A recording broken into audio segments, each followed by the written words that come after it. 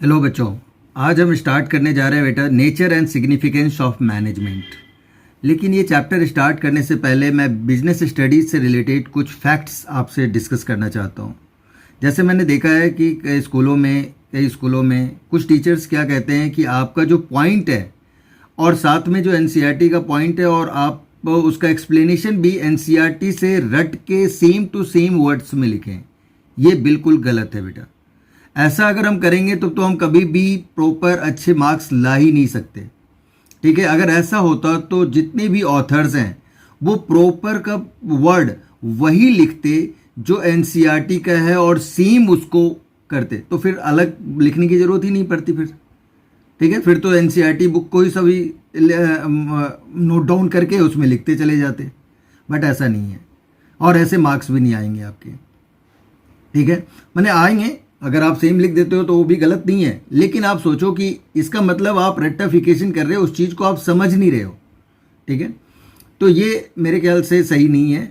आप अपनी लैंग्वेज में लिखें पॉइंट। हाँ, एनसीईआरटी का पॉइंट आपको वही लिखना है जो एनसीईआरटी का है, बट आपकी एक्सप्लेनेशन आपकी अपनी लैंग्वेज में होनी चाहिए। साथ में आप अगर कुछ ग्राफ, पिक्टोरियल ग्राफ्स, कुछ इमेज, ये सब अगर आप बना के दे पाएँ तो बहुत अच्छा होगा। ठीक है, तो बहुत अच्छे मार्क्स आपके आएंगे। ठीक है, ये सब चीज़ों को आपको ध्यान रखना है बेटा। तो अब चलते हैं, स्टार्ट करते हैं हम कि management is the process of getting things done with the aim of achieving goals effectively and efficiently. बेटा इसमें 3 वर्ड का आपको ध्यान रखना बहुत ज़रूरी है। अगर ये 3 वर्ड्स आपको याद रहे तो आपने अच्छी तरह से इसको लिख देना है। अब चलते हैं कि मैनेजमेंट सिंपल वे में अगर हम कहें तो मैनेजमेंट क्या होता है कि एक प्रोसेस है जिसके अकॉर्डिंग हम किसी भी काम को दूसरों से करवाते हैं इफेक्टिवली और इफिशिएंटली। राइट, ये आपका मैनेजमेंट का डेफिनेशंस हो गया। अब आपको ये जो 3 वर्ड्स हैं इसका मैं आपको एक्सप्लेन करता हूं, उसको आप बहुत ध्यान से देखिए। यस बेटा, तो अब जो मैं बताने जा रहा हूं तो उसमें है प्रोसेस का मीनिंग क्या होता है कि प्रोसेस मीन्स बेटा जो प्राइमरी फंक्शंस है मैनेजमेंट का, ठीक है, वो परफॉर्म करता है किसी भी चीज़ को पाने के लिए, यानी जो उसका गोल होता है उसको अचीव करने के लिए। तो उस फंक्शंस में हमें सबसे ये फंक्शंस होते क्या हैं? तो बेटा ये है आपका पहला planning, organising, staffing, directing and controlling. अब जो ये आपने जो 5 पॉइंट्स आपने देखा, ये हम आगे चैप्टर्स हैं इसके जिसमें आप प्रॉपर तरीके से इसको मैं एक्सप्लेन करूंगा आपको और फिर आप पढ़ेंगे इसके बारे में। ठीक है, तो यहाँ तो सिंपल वे में आप समझ जाइए। सिंपल मीनिंग है बेटा कि कोई भी चीज़ को पहले से ही डिसाइड किया जाता है एडवांस में कि हमें करना क्या है, what to do, how to do, हमें कैसे करना है, व्हेन टू डू, कब करना है, by whom it to be done, और इसको किसके थ्रू हमें करवाना है, यानी कौन कौन किस लोगों को हमें लेना है इसके अंदर ताकि ये वर्क कंप्लीट हो पाए। ठीक है, तो प्लानिंग एक आप समझ जाइए कि जो आपका फ्यूचरिस्टिक प्लान है और जहां आप अभी हो उन दोनों के बीच में जो गैप है, उस गैप को, जो ब्रिज के बीच में जो गैप है उसको वो फुलफिल करता है, उसको वो क्या करता है, फुलफिल करता है। तो यही आपकी प्लानिंग होती है सिंपल वे में। अगर हम ऑर्गेनाइजिंग कहें तो आप देखते होंगे कि किसी भी काम को करने के लिए, ठीक है, एक ऑर्गेनाइज तरीके से हमें वर्क को करना पड़ता है, एक सही ढंग से हमें उसको करना पड़ता है ग्रुप के साथ। जो हमारे और भी लोग काम करने पाते हैं उसको हम क्या करते हैं, मैनेजमेंट उसको असाइन करता है ड्यूटीज, टास्क देता है और ऑथोरिटी भी उसको प्रोवाइड करता है, रिस्पॉन्सिबिलिटीज़ देता है और कहता है क्या कि अगर आपके फैसिलिटीज आपको दी गई है, अगर उसमें कोई प्रॉब्लम्स आती है या कोई भी प्रॉब्लम्स आती है तो उसकी रिस्पॉन्सिबिलिटीज आपकी होगी। ठीक है, यानी उस पर्सन को जिसको ये रिस्पॉन्सिबिलिटीज दी गई है। ये ऑर्गेनाइजिंग का मतलब हुआ। स्टाफिंग का मतलब क्या है कि स्टाफ जो right person with the right qualification of the available right place to achieve the organization goal। एक काम है अकाउंटेंट के, अकाउंट्स से रिलेटेड डिपार्टमेंट का काम है, तो वो हम किसी ऐसे पर्सन को तो नहीं दे देंगे जिसको अकाउंट्स का ABCD भी नहीं आता हो, राइट। तो हमें क्या करना पड़ता है कि हमें देखना पड़ता है कि जो उसकी क्वालिफिकेशन है अकाउंट से रिलेटेड, यानी कि कॉमर्स फील्ड का है, तो हम उसे अकाउंट का जॉब देंगे, ठीक है। उसे सही ढंग से आता है क्या, उसको अकाउंट का काम प्रैक्टिकल नॉलेज है, राइट। उसे कुछ सॉफ्टवेयर जैसे कि टैली, BG ये सब है, क्या उसमें से कुछ उसे आता है, फिर हम उसको क्या देते हैं, रिक्रूट करते हैं एज ए अकाउंटेंट, राइट। तो यही चीज़ें हैं, फिर हम उसको आगे ट्रेनिंग देके और डेवलप करवाते हैं। ये सारी चीज़ें प्रोसेस होता है जो हम डिटेल में पढ़ेंगे आगे। डायरेक्टिंग का मतलब हुआ एक्शन देना कि आपको ऐसे करना है, गाइडलाइन जारी करती है, ठीक है, और लीडिंग करती है जितने भी हमारे होते हैं लोग, टॉप लेवल, मिडिल लेवल को करता है, और मिडिल लेवल से फिर वो लोअर लेवल मैनेजमेंट को गाइडलाइन करती है या इन्फ्लुएंस करती है, मोटिवेट करते हैं एम्प्लॉय को, ठीक है। टास्क जो दिया गया है वो आप कंप्लीट करें सही ढंग से, जो वर्कर्स है वो आपका काम प्रॉपर तरीके से करे, ताकि वो, इसलिए वो मोटिवेट करते हैं उसको, राइट। तो उनमें क्या, डायरेक्टिंग में क्या चीज़ें हैं, सुपरविजन होना चाहिए, मोटिवेशन होना चाहिए, लीडरशिप होनी चाहिए, कम्युनिकेशंस उनके साथ होनी चाहिए, राइट। तो ये हमारा डायरेक्टिंग का। अब आते हैं कंट्रोलिंग में क्या होता है, यह आपका मॉनिटरिंग करती है organizational performance, attempting the organization goal. Simple way में आप समझे कि कंट्रोलिंग का मीनिंग जो होता है वो होता है कि कंपेयर हम करते हैं जो हमारा एक स्टैंडर्ड परफॉर्मेंस है और उसको हम एक्चुअल परफॉर्मेंस से मेजर करते हैं, राइट। और फिर देखते हैं कि क्या उसमें और कुछ करेक्ट हो सकता है, कुछ एक्शंस, करेक्ट एक्शंस लिए जा सकते हैं, क्या इसमें चेंज किया जा सकता है, ये सारी चीज़ें हैं। ये कंट्रोलिंग का हो गया, राइट बेटा। तो ये प्रोसेस आपको क्लियर हो गया होगा। 5 पॉइंट्स हैं, ठीक है, जिसको हम पोस्ट DC के नाम से जाते हैं। पोस्ट DC का मतलब POS, post DC, P for planning, O for organizing, S for staffing, D for directing, C for controlling, right. तो ये प्रोसेस है जिसके अकॉर्डिंग हम किसी भी चीज़ गोल को अचीव करते हैं इफेक्टिवली एंड इफिशिएंटली।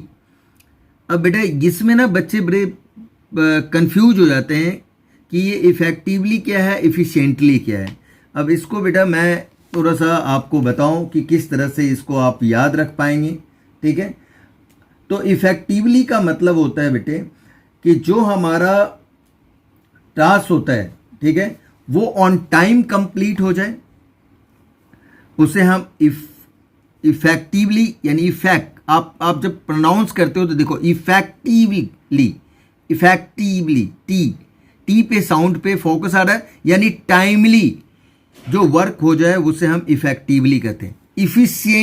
इफिशिएंटली सी, आप देखिए सी पे यहां पे ज्यादा जोर पड़ा है, इफिशिएंटली सी फॉर कॉस्ट, यानी complete the task with minimum cost, complete the task with minimum cost, it is called the efficiently, right.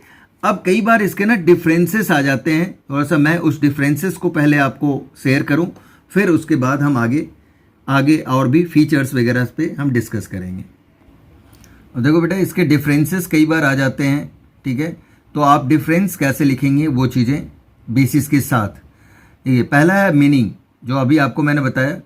Effectiveness का मतलब है it refers to completion of the task on time. अगर on time आपका complete होता है task तो उसे हम इफेक्टिवनेस कहते हैं। इफेक्टिव टी पे जोर पड़ रहा है ना, तो टाइम याद रखें आप, ठीक है। It refers to completion of task with minimum cost. अब इफिशियंसी सी पे फोर्स हो रहा है, तो सी से आपका क्या हो गया, कॉस्ट, यानी जो टास्क कंप्लीट होगा वो मिनिमम कॉस्ट में होना चाहिए, उसे हम इफिशियंसी कहते हैं। इसका मीनिंग है। ऑब्जेक्टिव क्या है, to achieve end result on time, यानी आपका एंड रिजल्ट जो होना चाहिए ऑन टाइम, सब आपका कंप्लीट हो जाना चाहिए, right. Efficiency means to conduct cost benefit analysis, यानी काम होना चाहिए वह कॉस्ट बेनिफिट होना चाहिए, यानी कि कॉस्ट जो है सो जितना मिनिमम से मिनिमम कॉस्ट में आप काम को कंप्लीट कर दो, that is the main objective of efficiency. Main consideration हम क्या रखते हैं, producing last production on time, जो हमारा ऑन टाइम आपका जो प्रोड्यूस होना चाहिए प्रोडक्ट वो ऑन टाइम बिल्कुल हो जाना चाहिए, यानी विद इन टाइम समझो आप हो जाना चाहिए। Producing target production it's minimum cost, अब जो होना चाहिए वो मिनिमम कॉस्ट में आपका जो काम मैंने टारगेट कंप्लीट होना चाहिए, यानी जो आपने प्रोड्यूस किया कॉस्ट वो आपका मिनिमम कॉस्ट में हो जाना चाहिए, राइट। तो ये आपका दोनों के डिफरेंसेस हैं, ये कई बार आता है तो आप इसको कर लें। अब कुछ हम एग्जांपल्स के थ्रू इस दो वर्ड्स को समझेंगे क्योंकि ये बहुत ही इंपॉर्टेंट है। अगर ये आप समझ में आ गया तो आपको फिर आगे कोई प्रॉब्लम्स नहीं हो। अब ये आप कुछ देख रहे होगे, यहाँ पे हमने बताया हुआ है कि दो टर्म है, effectiveness and efficiency are different but they are interrelated. ये एक दूसरे से इंटर रिलेटेड है। अगर मैनेजमेंट कोई वर्क करती है, मान लो कॉस्ट कम कर दिया लेकिन टाइम ज़्यादा लग गया, या टाइमली कर दिया लेकिन कॉस्ट ज़्यादा लगा दिया, उसने कम टाइम पे करने के लिए ज़्यादा वर्कर्स को ले लिया, ज़्यादा सैलरी डिस्ट्रीब्यूट किया, ज़्यादा एक्सपेंसेस कर दिया, तो बेटा ये भी सही नहीं है। इससे क्या होगा कि हम उसको जो है सो इफेक्टिवनेस या इफिशिएंसी वाली बात नहीं होगी। मैनेजमेंट में ये दोनों ही बातें होनी चाहिए, तभी वो सफल मैनेजमेंट कहलाता है, राइट। सफल मैनेजमेंट तभी होगा जब वो इफेक्टिव एंड इफिशिएंट दोनों ही होगी, ठीक है। तो बहुत ही इंपॉर्टेंट है इन दोनों का। तो अब कुछ इफिशिएंसी देखिए आप, effectiveness and efficiency are two sides of the same coin. आप ये समझ लें कि एक कॉइन है, उसके दोनों साइड्स को ही हम, हाँ, एक साइड आपका इफेक्टिवनेस है तो दूसरे साइड क्या है, इफिशियंसी है, राइट। अब कुछ एग्जांपल से इसको हम समझते हैं कि क्या है। कभी कभी क्या होता है, एक a businessman concentrate on the effectiveness and ignore the efficiency completion given the task but a high cost, right. क्या होता है कि कई बार जो है सो इफेक्टिवनेस यानी कि टाइम पर वो चाहता है पूरा करना, लेकिन इग्नोर करता है वो इफिशियंसी यानी कॉस्ट, मिनिमम कॉस्ट को इग्नोर कर देता है। इससे क्या होता है कि उसकी जो कॉस्ट है हाई, वो बहुत ज़्यादा हाई हो जाता है कंप्लीट होने के बाद। जैसे कि एग्जांपल ले रहे हैं हम, suppose a company target production is 1000 unit a month, 1000 unit उसे मंथ में प्रोड्यूस करने का टारगेट हुआ। टू अचीव दिस टास्क, यह अचीव टास्क करने के लिए management has to operate on double shift due to the power failure. Most of the time the management is able to produce 1000 unit but at a higher production cost, right। अब देखिए अब यहाँ पे क्या हो रहा है कि बार बार पावर फेल्योर हो रहा है, जिसकी वजह से उसने क्या किया कि डबल शिफ्ट में काम पर वर्कर से लेना शुरू कर दिया, उसको प्रिपेयर करने के लिए 100 यूनिट्स को अचीव करने के लिए एक महीने में। लेकिन इससे क्या हुआ कि कॉस्ट, आपकी प्रोडक्शन कॉस्ट जो है सो बहुत हाई हो गया, क्योंकि सैलरी तो डबल शिफ्ट के हिसाब से आपको देनी होगी उसको, ठीक है। In this case manager is effective but not efficient. अब यहां पे हम मैनेजमेंट को क्या कहेंगे, इफेक्टिव कहेंगे, लेकिन वो इफिशियंट नहीं है। बेटा इससे ना केस स्टडीज भी आता है, इसके बहुत अच्छे से आपको समझ लें। Since for the same output more input, यानी सेम आउटपुट के लिए ज़्यादा आपको इनपुट लगाना पड़ा, जैसे लेबर कॉस्ट आपका बढ़ गया, इलेक्ट्रिसिटी कॉस्ट आपकी बढ़ गई, हाँ, हैवी यूज किया आपने, राइट। अब इसी का अगर हम रिवर्स एक ले लें कि another hand, sometimes a manager is able to cut down the cost but can not achieve the target production. उसने कॉस्ट को तो कम किया लेकिन टारगेट को अचीव नहीं कर पाया timely. Subsequently, the goods do not reach the market and hence the demand for them declines and competitors enter the market. अब इससे क्या होगा, आपका गुड्स टाइम पे मार्केट में नहीं पहुंच पाया। अब जब लोगों ने मांगा किसी से आपकी कंपनी का गुड्स और दुकानदारों ने कहा कि नहीं वो तो अभी आया नहीं, तो क्या होता है, कस्टमर क्या कहता है कि भाई ठीक है इसी टाइप का दूसरा वो प्रोडक्ट मुझे दे दो।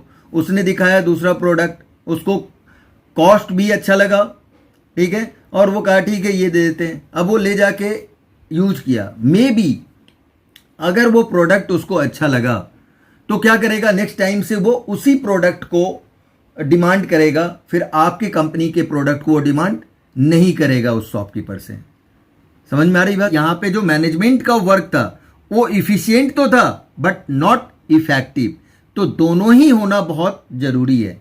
तो कंक्लूजन क्या निकलता है इसका कि for the long term survival and growth of a business, अगर आप चाहते हैं कि लॉन्ग टाइम तक मार्केट में सर्वाइव करें और बिजनेस का ग्रोथ हो, तो it's management must try to achieve गोल।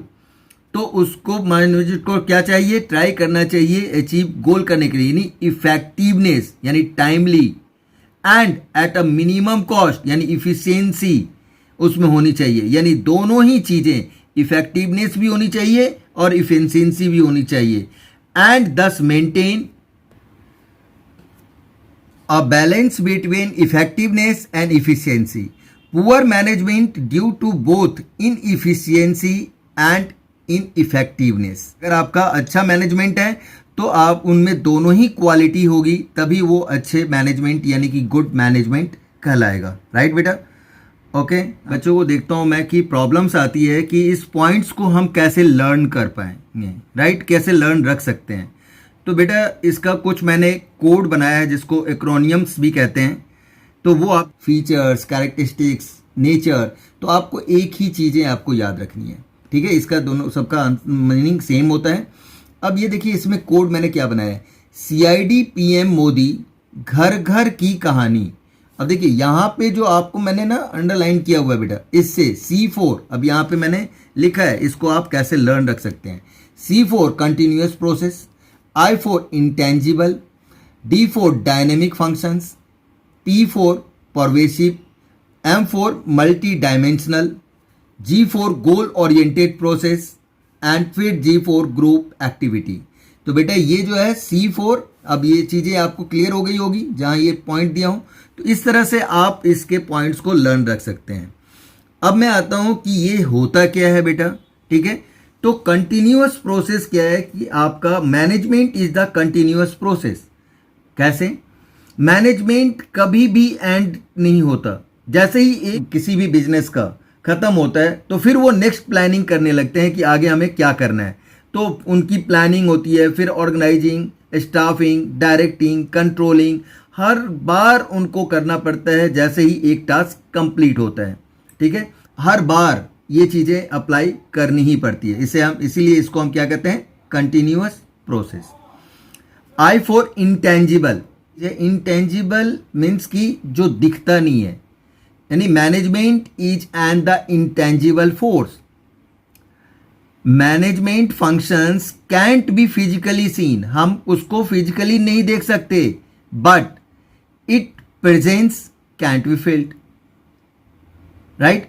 लेकिन वो हमारा क्या होता है कि वो प्रेजेंट होता है, हम उसे देख नहीं सकते। जैसे एक एग्जाम्पल के थ्रू आपको मैं बताऊं, राइट, कि आपने देखा होगा, अगर आप ले लो कि वोडाफोन एयरटेल में आप चले जाओ, अगर आपको कोई प्रॉब्लम है या कोई ग्रीवेंस है तो उसको वो इमीडिएट सॉल्व करते हैं और बहुत प्यार से सॉल्व करते हैं। आप जब जाओगे तो देखोगे एक ऑर्गेनाइज तरीके से बहुत ही अच्छा माहौल है, नंबर सिस्टम से आप ले रहे हो, आप चेयर पे बैठे हुए हो, जैसे ही आपका नंबर आया आप गए, प्रॉब्लम्स आपने बताई, उन्होंने सही ढंग से आपकी प्रॉब्लम्स को सुना और उसको सॉर्ट आउट किया, राइट?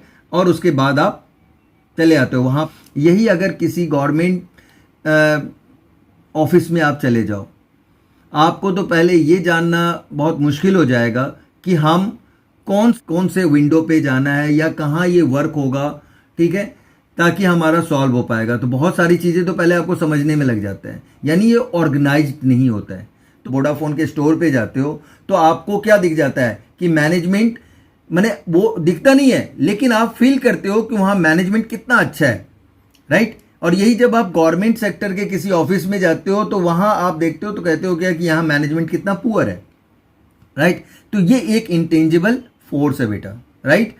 तो इसीलिए इसको आप फील कर सकते हो कि मैनेजमेंट का मिसमैनेजमेंट है या जो अच्छा मैनेजमेंट है, इस चीज को आप समझ सकते हो, राइट? नेक्स्ट आपका पॉइंट आता है डायनेमिक फंक्शंस। बेटा management is a dynamic functions. Management has to make change its goal, objectives and other activities according to change their taking place in social, economic, technical, political environment. इसका मतलब क्या हुआ बच्चे? Suppose करो कई बार आप देखते होगे, आज के टाइम का ही अगर हम बात करें कि कोविड-19 का हमारा टाइम चल रहा है और इस टाइम बहुत सारे स्कूल्स, ठीक है, पहले क्या था, ऑफलाइन क्लासेस होती थी, फेस टू फेस क्लासेस होती थी, बोर्ड पे हम पढ़ाते थे, राइट।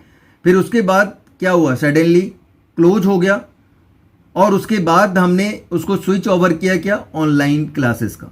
तो जो ये ऑनलाइन क्लासेस स्टार्ट हुआ, अब देखिए वहाँ पे मैनेजमेंट ने क्या किया, कहा कि नहीं अब हम बच्चे को किस तरह से एजुकेशन प्रोवाइड करेंगे, ऑनलाइन करेंगे, अलग अलग तरीके का सॉफ्टवेयर यूज किया जाएगा, टीचर्स को ट्रेन किया गया और फिर टीचर्स ने उसके थ्रू जो है सो क्लासेस लेना स्टार्ट कर दिया।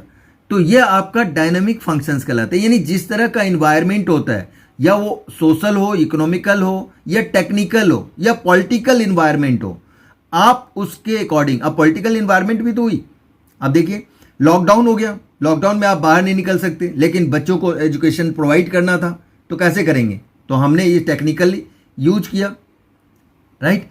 तो ये सारी चीज़ें हैं जिसके थ्रू हम क्या होता है, मैनेजमेंट समझा जाता है कि डायनेमिक फंक्शंस, या एक डायनेमिक है, जिस तरह का भी चेंजिंग आता है हम उसके अकॉर्डिंग उसमें ढल जाते हैं। वर्ल्ड में हम अपने आप को सर्वाइव करने के लिए हमें ढालना पड़ता है ताकि हम उस इन्वायरमेंट के अकॉर्डिंग चल पाएँ।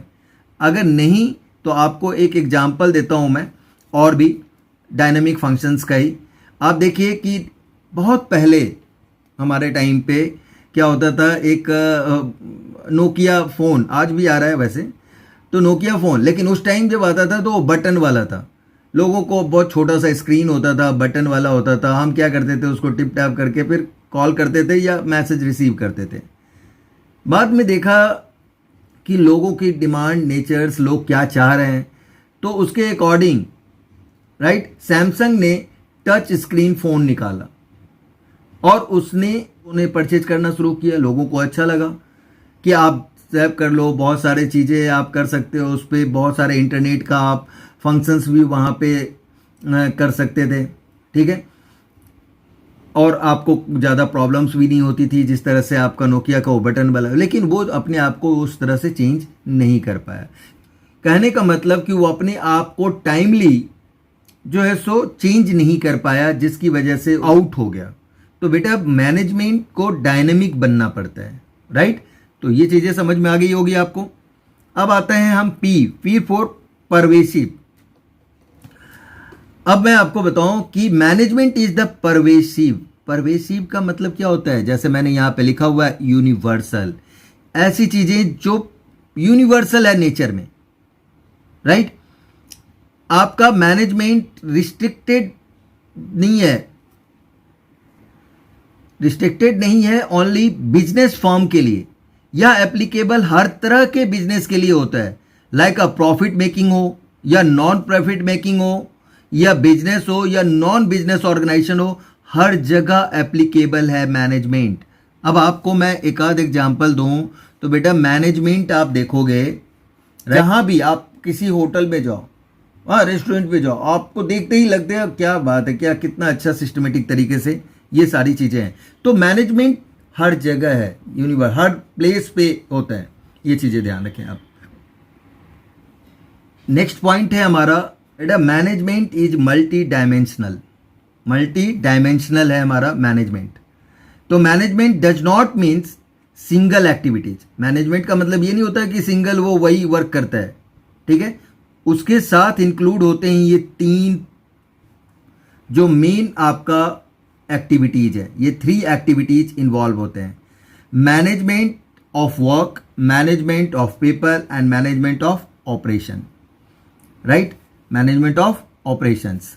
तो ये चीजें वर्क क्या है, अब वर्क का मतलब है कि वो अपना पहले तो प्लानिंग वो करेगा मैनेजमेंट, फिर उसको ऑर्गेनाइज करेगा, फिर कंट्रोलिंग करेगा। ये जो प्रोसेस है, इस प्रोसेस को हम क्या कहेंगे, मैनेजमेंट ऑफ वर्क, ठीक है, ताकि वो अचीव कर पाए जो उसका गोल है, राइट। जैसे मैंने आपको बताया कि 1000 मान लो यूनिट बनाना है हमें 1 महीने में, तो वो चीज़ें एक प्लानिंग करनी पड़ेगी, किस तरह से करेंगे, ऑर्गेनाइज करना पड़ेगा कि हमें किस किस को ये वर्क असाइन करना है, ठीक है, और कंट्रोल करना पड़ेगा कि भाई देखना पड़ेगा कि कॉस्ट भी ज़्यादा ना बढ़ जाए, ठीक है, कंपेयर हम कर पाएंगे उस चीज़ को जो एस्टिमेटेड था और एक्चुअल था उसको। पीपल का मतलब हमारा है कि जो ह्यूमन रिसोर्सेस है हमारा, ठीक है, जो बहुत ही इंपॉर्टेंट और एसेट्स अगर ऑर्गेनाइजेशन का हम कहें तो वो होता है, तो staffing and directing is the most important things. Management ने चूज करता है उसकी क्वालिफिकेशंस के according right person right place के लिए, राइट। डायरेक्टिंग मोटिवेट उसको करते हैं हम, अच्छी तरह से वर्क करे, मन से वर्क करे, दिल से वर्क करे, ठीक है, और भी अगर उसकी सैलरी वगैरह का भी हम ध्यान रखते हैं। तो ये चीज़ें हमारा क्या है, मैनेजमेंट ऑफ पीपल।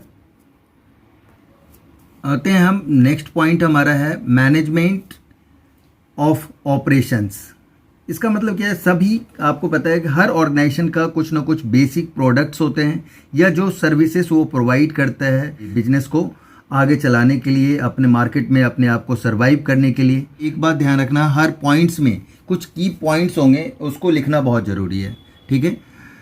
तो अब देखिए, आप प्रोडक्शन, अगर हम ऑपरेशंस की बात करें तो कुछ चीज़ें क्या है कि आप प्रोडक्शन करें, ठीक है, टाइमली आपका प्रोडक्शन हो, हाँ, और टाइमली वो मार्केट में जा पाए ताकि हम उसको सेल कर पाएँ, ठीक है, और टाइमली हम परचेज भी कर पाएँ ताकि रॉ मटेरियल हम परचेज करेंगे तभी तो उसे फिनिश गुड्स बना के हम आगे कर पाएंगे। तो ये जो ऑपरेशंस है, मैनेजमेंट ऑफ ऑपरेशंस कहलाता है बेटा। Management needs to conduct the various operations such as production, sales, purchase etcetera, right बेटा। तो चलिए बेटा, आज के लिए इतना ही हम करते हैं, ठीक है। Okay, bye, take care.